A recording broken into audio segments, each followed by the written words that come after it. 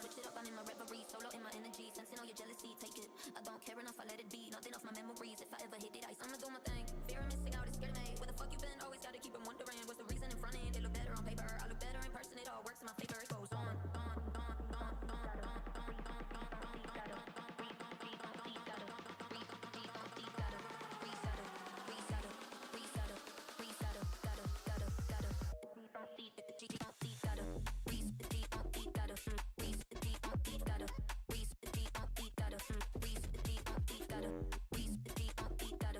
reset the deep on deep, gotta reset the deep on deep, gotta reset the deep on deep, gotta reset the deep on deep, gotta reset the deep on deep, gotta reset the deep on deep, gotta reset the deep on deep, gotta reset the deep on deep, gotta reset the deep on deep, gotta reset the deep on deep, gotta reset the deep on deep, gotta reset the deep on deep.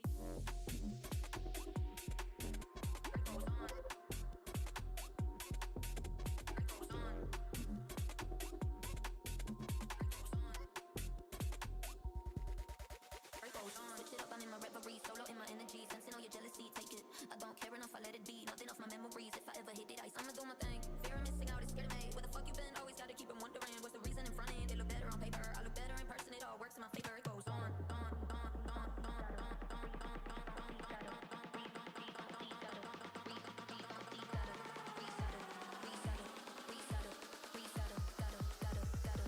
Deep on deep, deep on deep, gotta reset the deep on deep, gotta reset the deep on deep, gotta reset the deep on deep, gotta reset the deep on deep, reset the deep on deep, gotta reset the deep on deep, gotta reset the deep on deep, gotta reset the deep on deep, reset the deep on deep, gotta reset the deep on deep, gotta reset the deep on deep, gotta reset the deep on deep, gotta reset the deep on deep, gotta reset the deep on deep, gotta reset the deep on deep, gotta reset the deep on deep.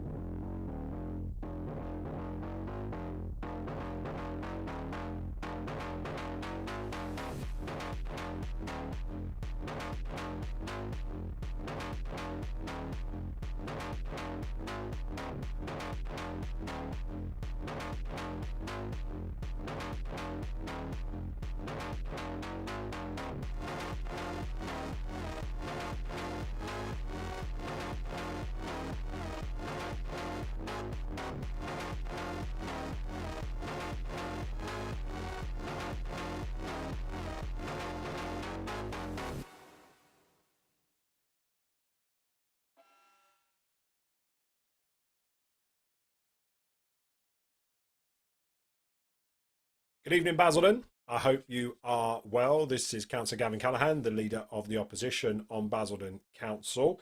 I'm pleased to see you joining me here on a Friday night. The World Cup is now officially off and underway. I don't know about you, but I have a very sneaky feeling that it's coming home this year. I was listening to a podcast earlier on when I was out driving.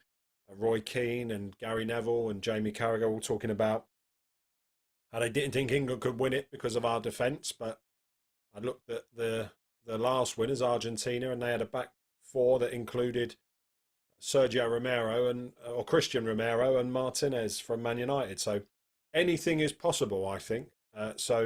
Looking forward to England kicking off next Wednesday against Croatia, and a whole weekend full of football. Fair play to anyone who stayed up till 2 o'clock in the morning to watch the South Korea game against the Czech Republic. I can't say I did, but I did enjoy the Mexico-South Africa game last night. And it's good to have something to look forward to, isn't it, after what's been a pretty miserable month for Basildon Council by all accounts. I have to say, I found myself feeling as though I should probably give the Bishop of Brentwood diocese a call this week, because I'm a Catholic, and I wanted to make him aware that within his diocese there were so many miracles happening. Because I don't know if you've seen on my Facebook page recently the number of people who over the course of the last 12 months have been engaging in all manner of abusive messages and telling me how corrupt and bent my administration was and how terrible we all were, are now on social media telling us that we should love each other and respect each other, and we should all come together and unite as one. So these miracles that are happening all across social media in Basildon, I thought that perhaps the Bishop of Brentwood would want to relay that to Pope Leo, so that we could see the divine intervention happening here in Basildon. The hypocrisy is alive and well, and not many people are really buying it, I suspect, as well. And it all started, did it not, when we were talking about the sale of Brook House and the failure of the Conservatives to take forward the Box Park type facility at the old M&S store in the town. We had this bizarre moment this week where Andy Barnes had posted, I think last Thursday, a rather cringe video telling everybody that he braved the rain to go out and to buy the building, and then 4 days later, from the back of someone's bathroom, recorded another video to tell us that actually there was a live negotiation going on and Gavin Callaghan was talking nonsense. Let's take a little look back and remind ourselves of exactly what Andy Barnes said in those two videos. See that behind me? We own that now.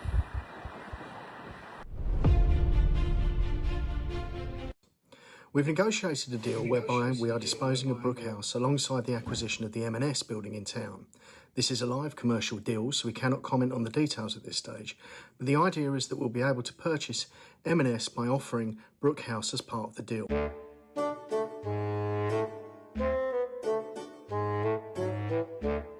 See that behind me? We own that now. We've negotiated a deal whereby we are disposing of Brook House alongside the acquisition of the M&S building in town. This is a live commercial deal, so we cannot comment on the details at this stage, but the idea is that we'll be able to purchase M&S by offering Brook House as part of the deal.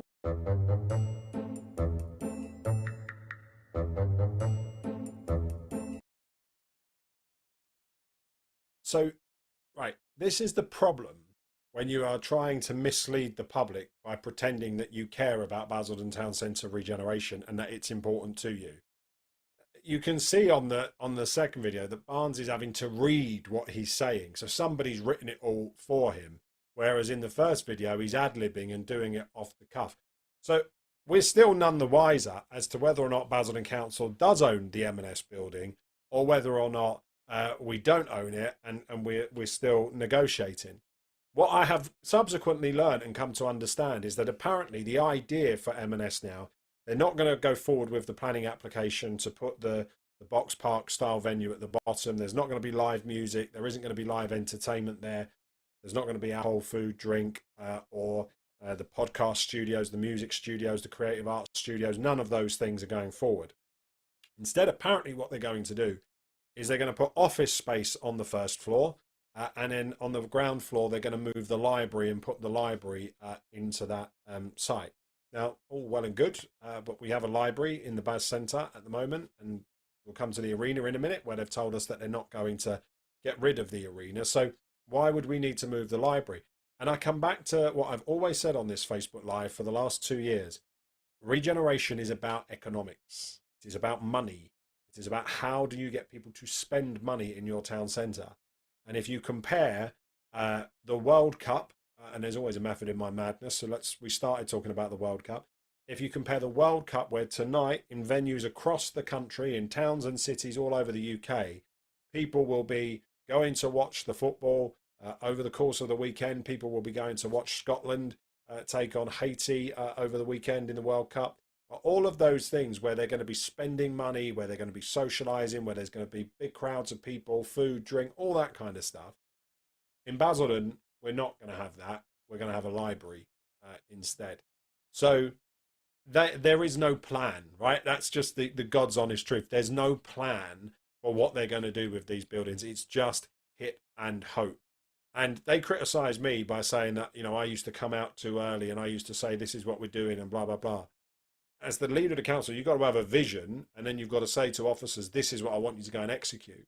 These guys haven't got any vision. They've just told us what they're stopping, although they can't make their mind up from one week to the next. Do they own the building? Do they not own the building? And all the rest of it.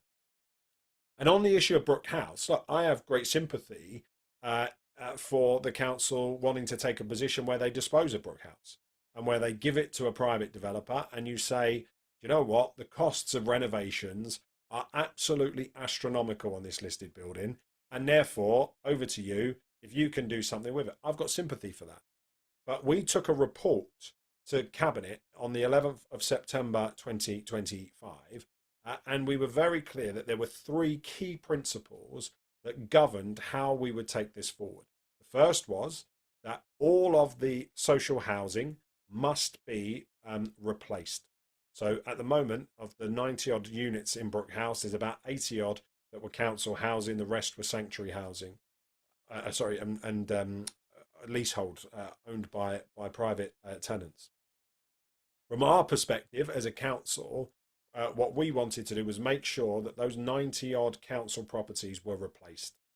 The 80 odd council properties were replaced. And that's why I pursued things like buying Kelting House, buying Northgate House, buying the Eastgate, which gave us the Maisonettes, it gave us the Eastgate Business Park. It's why we were pursuing Southgate House as well. All of those things that then would give us a replacement. So we might lose 80 here, but we'd gain a couple of hundred over there. So actually the council's net position was higher than it left. That was number one. Number two was that if we were to go through with this exchange, then the old M&S must be turned into a cultural venue like the Box Park. That was an absolute, it must complement the regeneration. It must be a big part of the regeneration. That was point number two. And the third point, crucial point, it was in the first recommendation that went to Cabinet. There must be a clause in this contract that says that the new developer cannot sell or rent those properties to any local authority in the country other than Basildon, and it can't sell to any developer or to any organisation like Clear Springs who are working on behalf of the Home Office or anything like that. So we put the protection in to stop London boroughs, to stop asylum accommodation, to stop asylum application accommodation. All of those things were what the Labour Party put in. None of those things are now in this deal. None of them. So since the time that the council had the election, then we had the AGM, and since the AGM, Andy Barnes, Sam Genet, they have ripped it all up. So we're not going to have the Box Park. We're not going to acquire those new units. We're not going to press ahead with the Eastgate. Wonder why. We're not going to put protections in to stop the London boroughs. And you have to remember, the Conservatives have form when it comes to this, right? Trafford House, Regent's House, Acorn House, all of those buildings, the Conservatives were allowing London boroughs to buy up.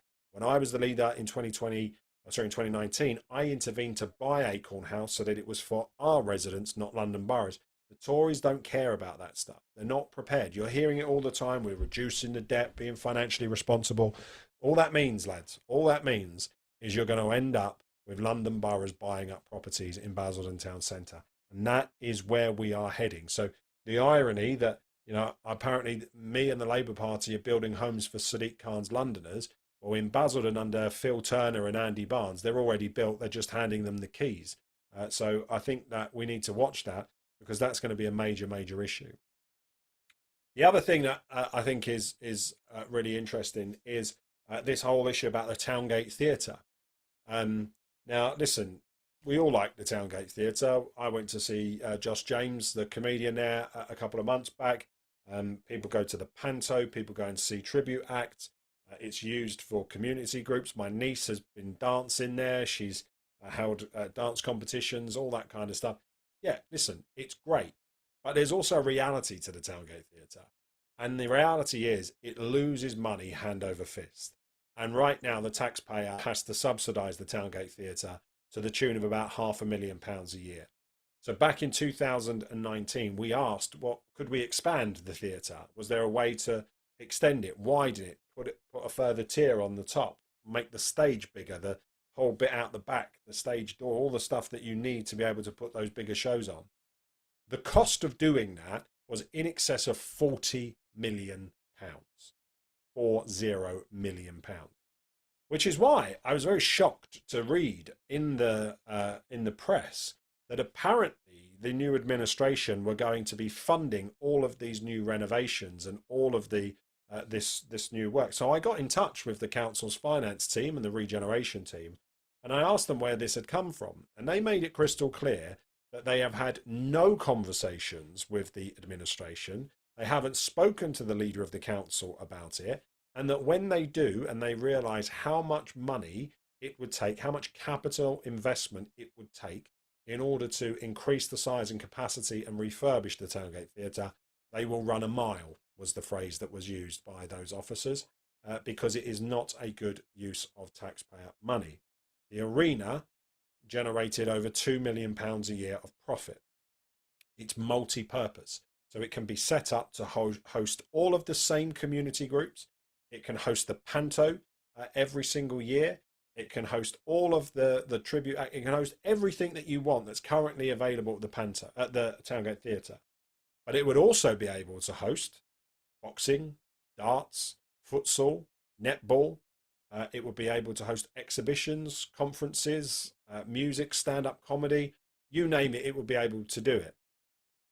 I cannot understand for the life of me why anybody would choose to go for a venue that's costing £500,000 a year, that's losing money and will eventually have to be condemned because the council will ultimately run out of cash to be able to fund it, versus a state-of-the-art modern arena that puts Basildon on the map.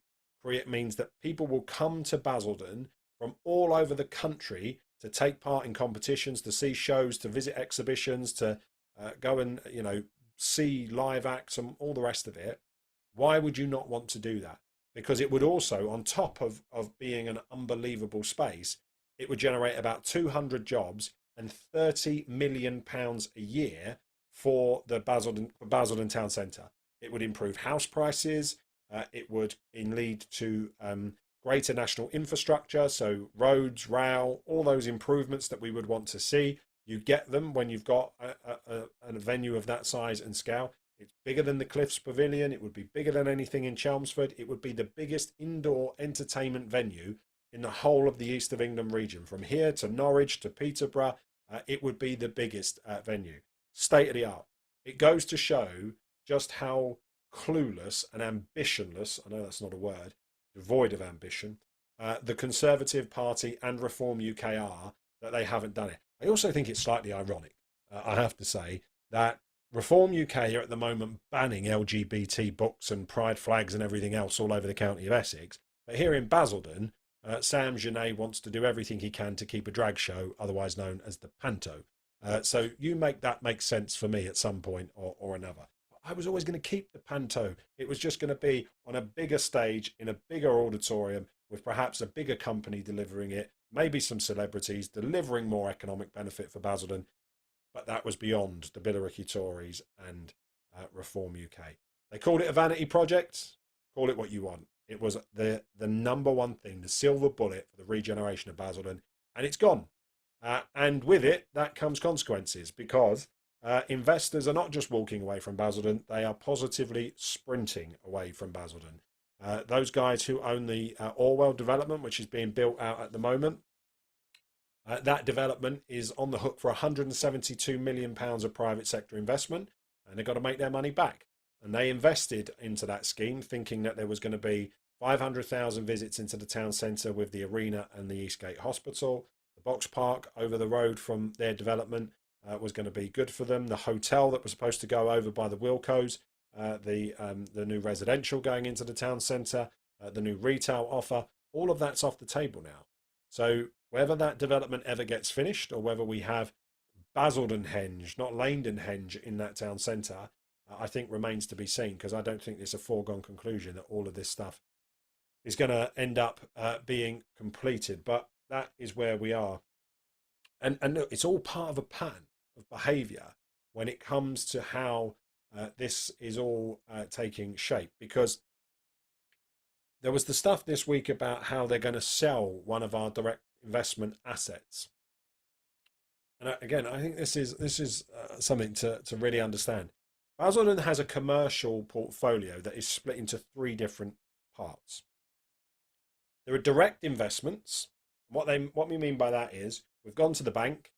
Obviously, we're a council, so we go to a bank with a much better interest rate. It's called the Public Loans Works Board, as opposed to Barclays or High Street banks. So we went to the BWLB, the council's version of a high street bank, and we borrow the money, so 15 million quid or whatever, and we buy an asset.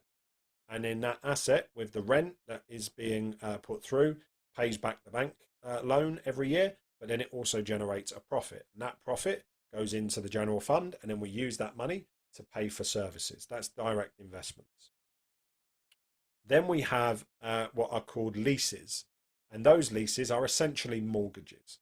So we buy something like a hotel. So we've got 2 hotels and we've got a Tesco's in Corby. And we buy them and we put a mortgage on them.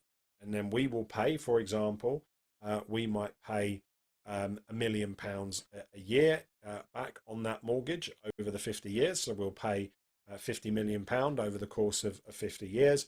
But every year we will get back profit. And when you put the 3 of those things together, we get about £3.5 million a year of profit. So over the course of the 50 years, that works out to be about £175 million of profit that Basildon Council will be making, over and above paying off what they have. And then the asset is owned by Basildon Council.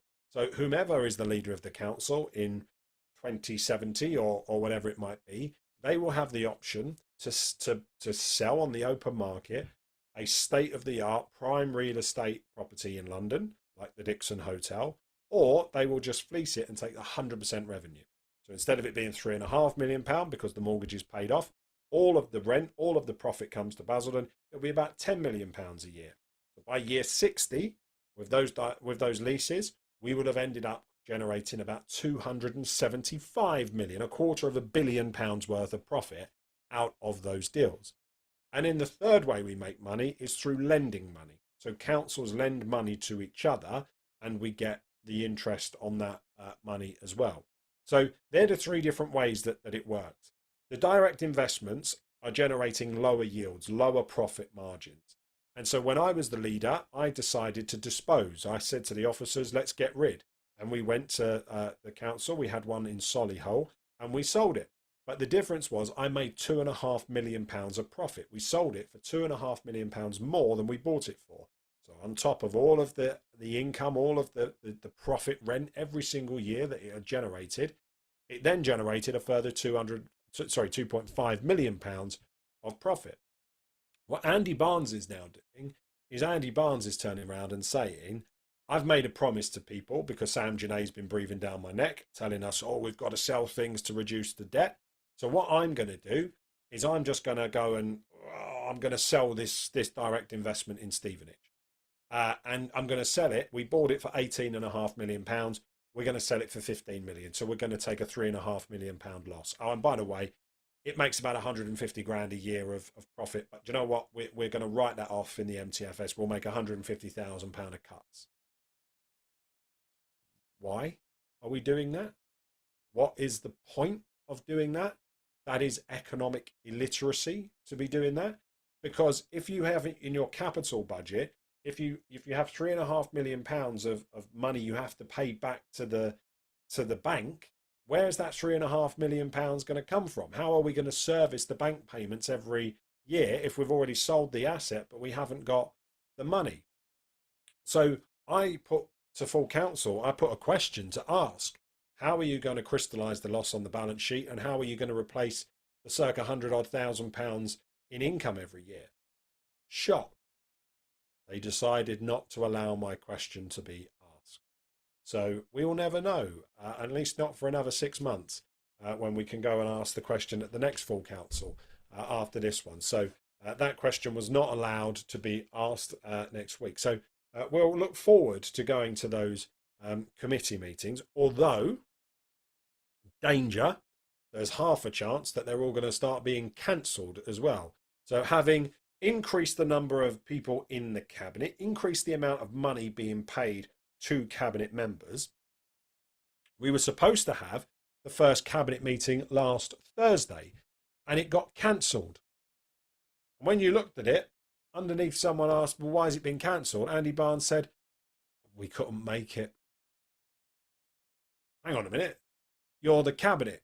You went to the AGM on the 21st of May with a schedule of all of the meetings. You knew who the cabinet was going to be, and you would have gone round your group to say, can everybody make the 10th or whatever it was of the 11th of June meeting? Everyone say, yeah, okay, otherwise we'll move it to the following week or the week after.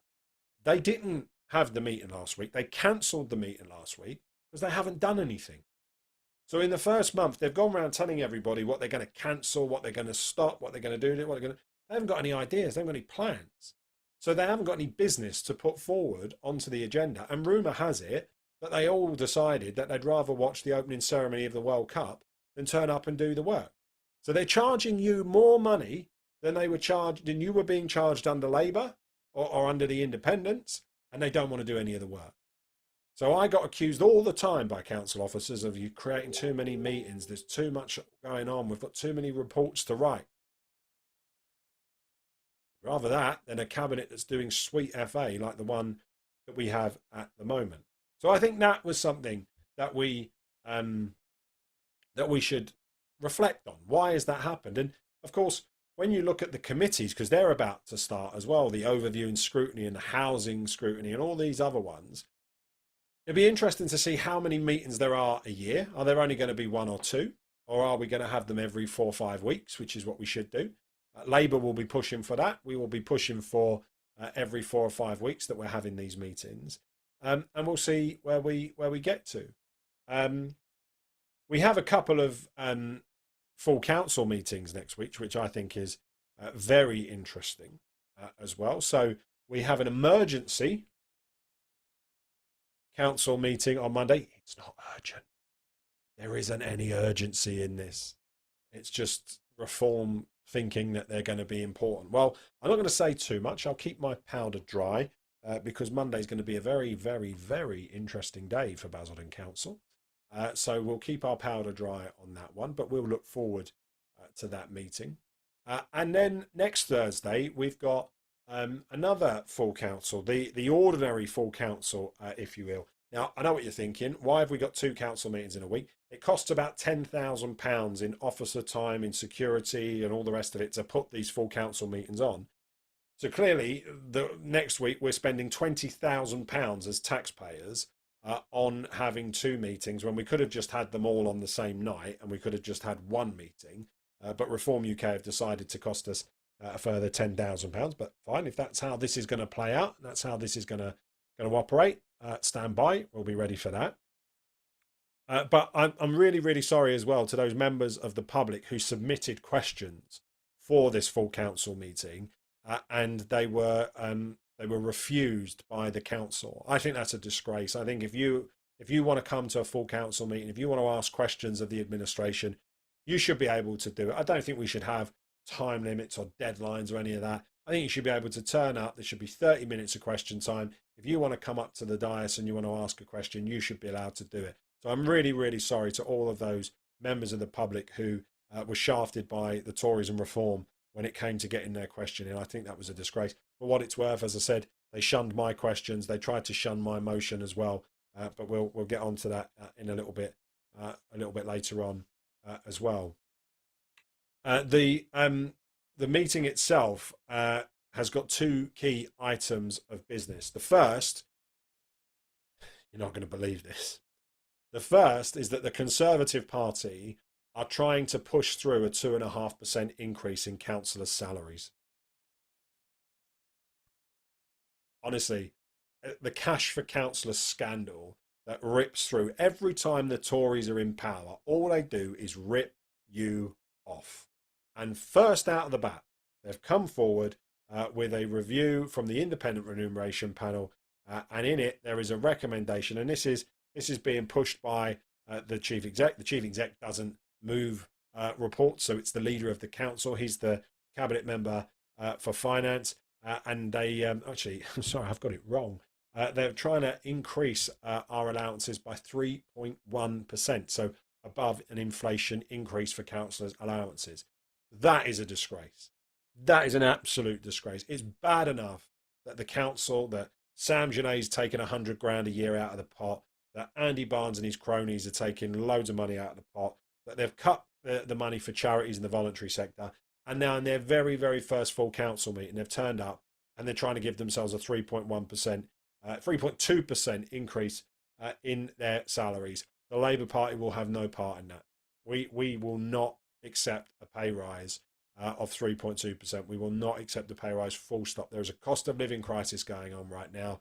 People are struggling. Councillors should not be rewarding themselves with more money. It's bad enough that Richard Holden and James McMurdoch and Mark Francois are giving themselves 11% pay rises every year and all the rest of it. Basildon Council should be better than that, and so we won't be doing that. We won't be taking part in giving ourselves increases in our salaries. The second item of business, which we still don't have any details on, there's just an item called political assistance. So we wait to see what the administration plans to do. This again could be about spending more of your taxpayer money on hiring political patriarchs to come and work for the authority.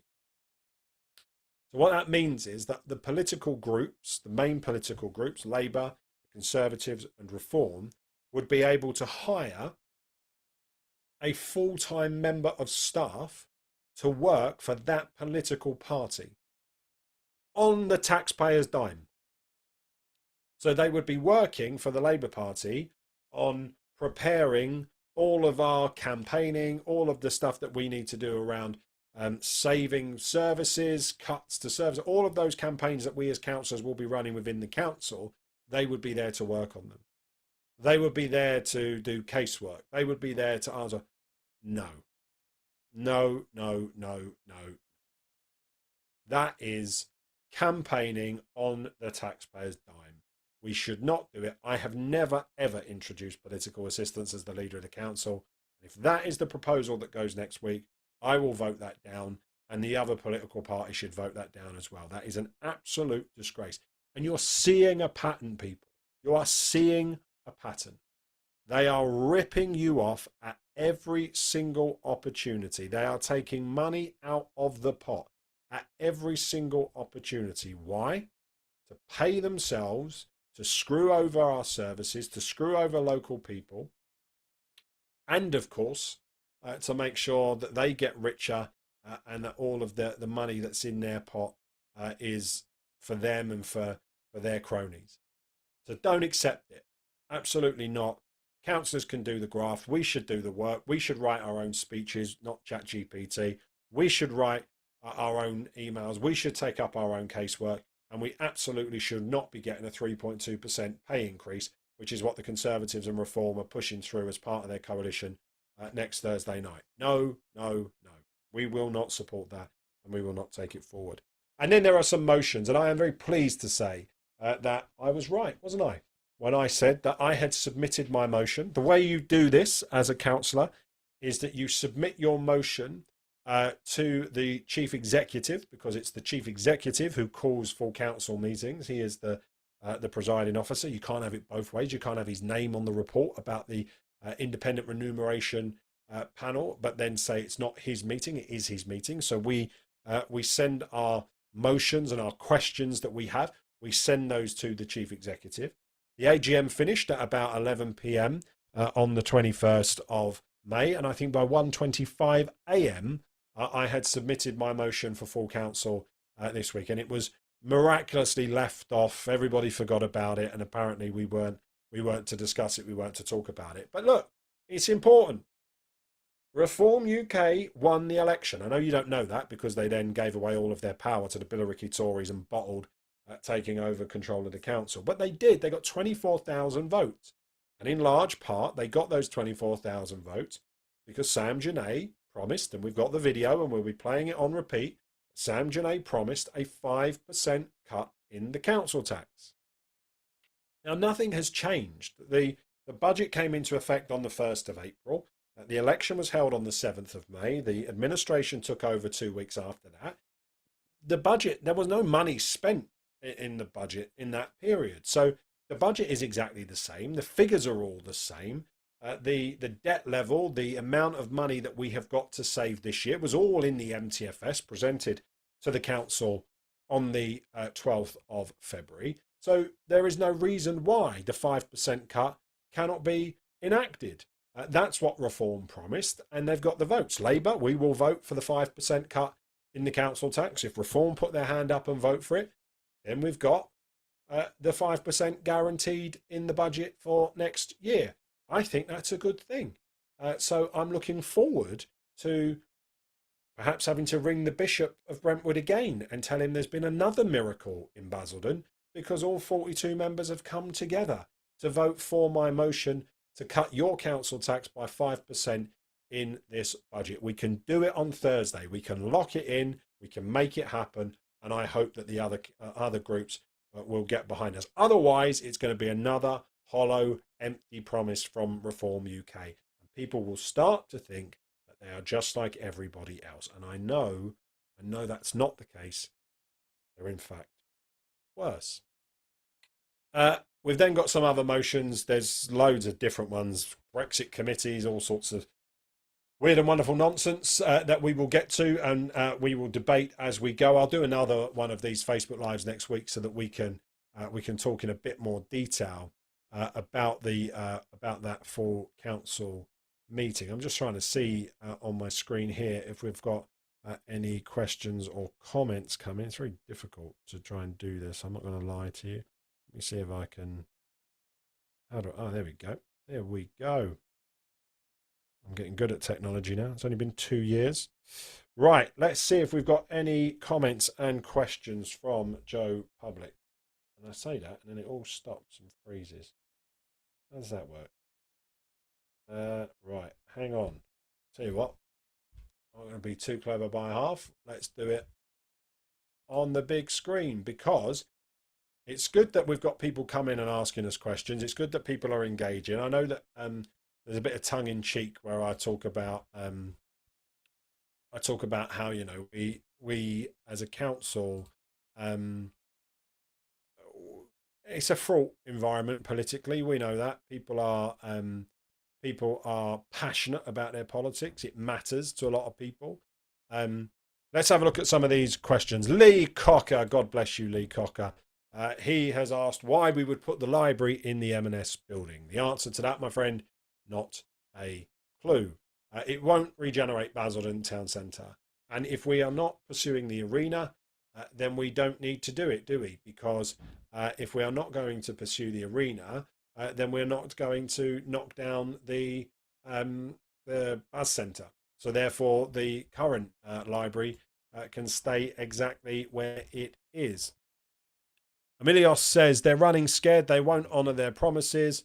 I, for one, think it's my responsibility to pay council tax if I want services. Well, look, Emilios, let's hope that the reformers think again. Let's hope that they want to actually deliver on at least one promise they've made to the public. Because remember when I said vote for reform, you get the Billericay Tories. Well, now if you vote for reform, will you get a 5% cut in your council tax? Let's find out next Thursday. Dana Tobin said, and is it true that they are renewing the contract for Morgan Swindle to remain service tenants' properties? We don't know, Dana. We know that that Andy Barnes, the illegitimate leader of the council, we know that he was in favour of keeping Morgan Sindall. We know that he was against insourcing the service and giving more of our local trades and businesses more money. Ironic, given that apparently he builds homes for Sadiq Khan's Londoners as a construction company in London that apparently he owns, but we'll be getting into that. But nonetheless, we don't know what the decision is on Morgan Sindall yet. The cabinet member who is responsible for housing has got a very checkered history when it comes to housing and housing repairs and looking after housing. So it's all a little bit up in the air. My position hasn't changed. I think they should be gone. I think we should have an in-source service, but we will find out soon. Do you believe it is prudent to spend council tax monies on speculative property investments outside the Basildon area? No. No, I would think, Daryl, that would be a monumental mistake. That would be the kind of thing that the Conservative Party did in Thurrock. What I think is very, very prudent is to have investments, and we are not a major city. We are a district council, so therefore it would be wrong to just say that it has to stay within the four walls of our borough, because we would be cutting off revenue streams that pay for our frontline services. So I do think it's acceptable to buy outside of the borough, point number one. But point number two, if an investment opportunity comes to the council, what is critically important is that you have good governance around that. What I mean by that is that you have experts who provide you with materials to tell you whether to say yes or no to those investments. Basildon Council has two investment companies, one called Cushman and Wakefield. You may have seen their signs on buildings all over the place. And the other is Avison Young. And both of those financial advisors, they look at every single investment opportunity that comes before the council. Now, I can tell you that 9 times out of 10, both the investment advice and the councillors' instincts are to say no. We are not going to pursue that. It's actually probably higher than 9 in 10. And it's just that kind of 0.5% of those investments that come before councillors where we say, actually, yeah, that's a good investment. Now, from my perspective, I prefer the lease deals. Now, I know that on the balance sheet, the mortgage looks like it's a massive inflated number, but nonetheless, from my perspective, they generate the most ongoing revenue. And at the end of it, you own those properties and you have much, much greater profitability in the council. The direct investments, you are at the mercy of the market, you are at the mercy of tenants and all that kind of stuff. So yes, I think the council has followed from all different political groups, not just Labour, but when the Conservatives were in charge, I think we followed really good governance processes. They were not speculative developments or investments. They were properly thought through, properly structured deals. What the council also does, which I think is critically important, is that we have insurance policies in place. Because we get that advice from Cushman and Wakeford, and we get the advice from AY, if anything was to go wrong with those investments, the council has the ability to sue and is insured to recover its money. Now, again, that's really good governance. That proves that what we as a council have done over the last nearly 10 years now, under all different political parties, is the right thing to do. And it has been generating profit. So when other councils across Essex have been savagely cutting their budgets, in Basildon, in 3 out of the 5 years that I set the budget, I was able to freeze council tax. We were able to do it without cutting frontline services. The Tories came in and they cut things like the bin collections to fortnightlies and all the rest of it. It turned out to be a more expensive system. It didn't generate the cuts. So I understand why you would ask the question, and I read an awful lot of guff and rubbish on social media every day about this. But the truth is that the council has really solid governance. It's not just me or a council officer that comes along and says, we've seen this on Rightmove, we think we should go and buy it. Right? That's just not how it works. The council gets presented with these investments after due diligence is done by these people that buy and sell these things all day, every day, all over the country. And we have those mitigations in, as I say, around the ability to insure ourselves to get some of that money back as well. The next one here from Sean, 2 questions. Why can't people ask questions at council meeting? What was the reason for not allowing it? Was sound blocking again? The answer to that is yes. They came up with this idea that people had submitted them too late. But again, there's flexibility. The mayor can say yes or no if a question was asked. When I used to chair cabinet meetings, I would allow people flexibility to be able to ask questions as well. So I thought that was really churlish to be horrible to people in that way, but I think it's a sign of things to come. I think we're going to see debate shut down, stifled, interruptions, not being allowed to speak if you're on the Labour benches, not being allowed to ask questions if you're not a member of the Conservative or Reform Party. So get used to it, because I think this is just how it's going to be now. Sean's second question is, where's the master plan for Basildon Town Centre? Well, we submitted the master plan. It's called an SDP. We put that through when we published the local plan, but obviously all that's up in the air now because we don't know whether the local plan is actually going to be going ahead. And because so many of the things that we said that we wanted to take forward have now been they've been cut and stopped and whatever else. It's very, very difficult to see whether or not there is a master plan going on in the future as well. Next one is on screen is from Lisa. I take it the green bin subscription won't be reduced to £25 until next year, if at all, Lisa. The Labour Party are going to hold them to account for this. It is around about an £850,000 a year promise that they've made. But we're going to hold them to account. We're going to make sure that the green waste is halved. And actually, if we're going to halve it, what's the point? Why don't we just get rid of it completely?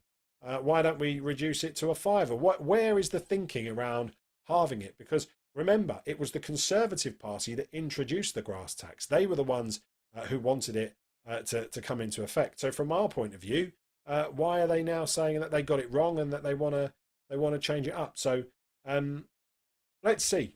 Let's see whether or not this is actually delivered by the Tories.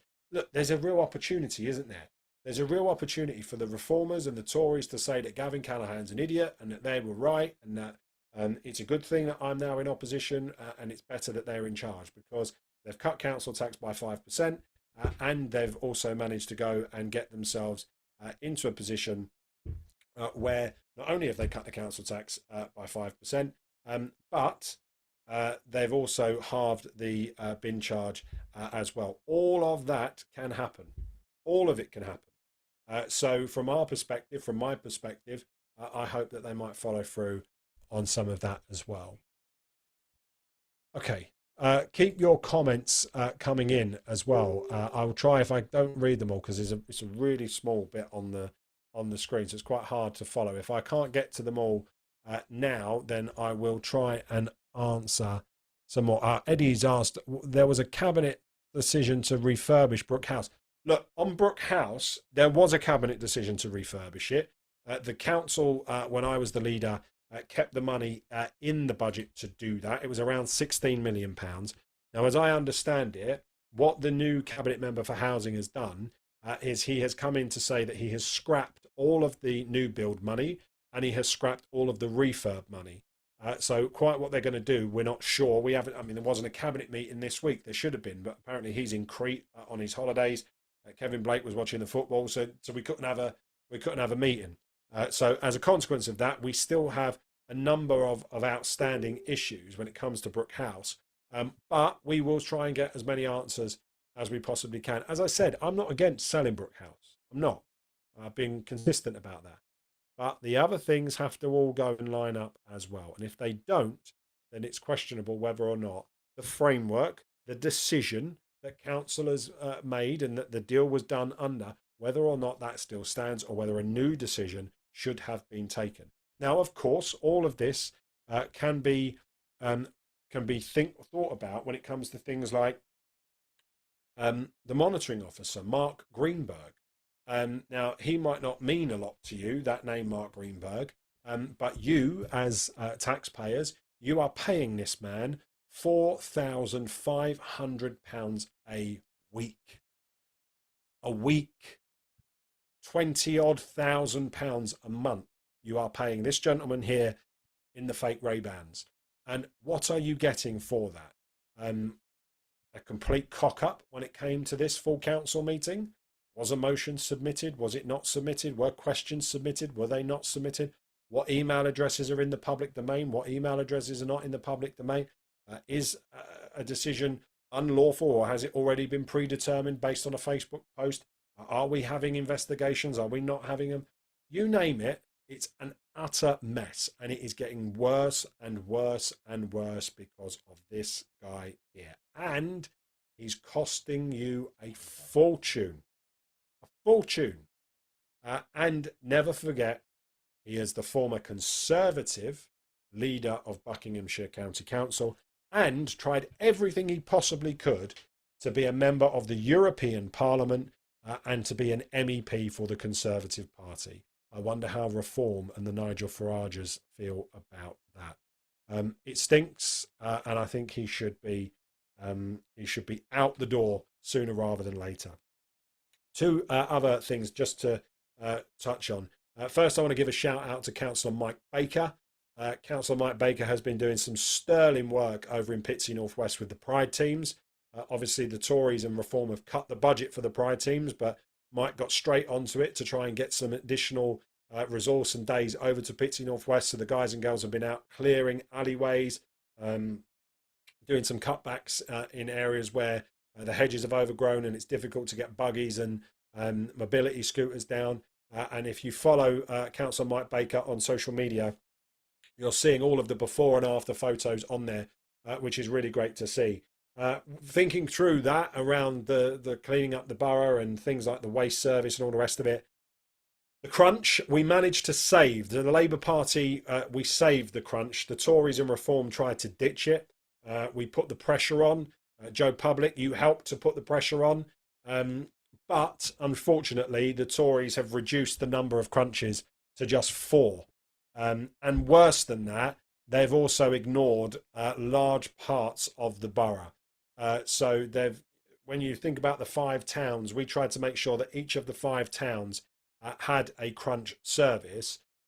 What the Tories have now done is say, no, Billericay's getting 2, Wickford's going to get 1. The rest of you 3-4 towns, you're just going to have to lump it with the 2 or 3 that are down there. So unfortunately, Vange, which when you look at all the hotspots, all the data, where has got the highest amount of fly tipping and dumping? Vange. Where have the Tories decided not to have a crunch? Vange. It's not data-led, it's not evidence-led, it's just made-up rubbish from the Tories. And Langdon Hills has also been forgotten about as well. So big shout-out to Councillors Lowther and Damien, I don't know his name, but the Deputy Mayor, for getting elected in Nethermain, getting elected in Langdon Hills, and then turning your backs on those people immediately. This is what happens when you go in with the Billericay Tories. You're going to learn this, people. There is no good that comes out of giving the Billericay Tories more power. The only people that suffer are people in Langdon Hills, Basildon, Vange, Pitsea and Wickford. This is a huge mistake that Reform have made. But they're going to have to make their beds. They're going to have to live with it. Listen, it's Friday night. It's 10 to 8. There is football on in just 10 minutes' time. You can be cheering on the Canadians or you can be cheering on the Bosnians, depending on your sweepstake. I'm sure my son got Canada in the sweepstake, so he, I'm sure, will be cheering on Jesse Marsh's men over in Toronto in just 10 minutes' time. Keep your questions coming. I will try and do more Facebook Lives. We'll do more podcasts as well when holidays are out the way. But hopefully this is useful. Next week's going to be a really, really busy week. You're not going to want to miss Monday.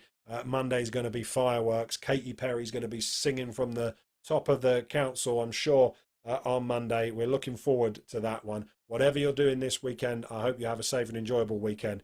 I'll see you all again next week. Bye for now.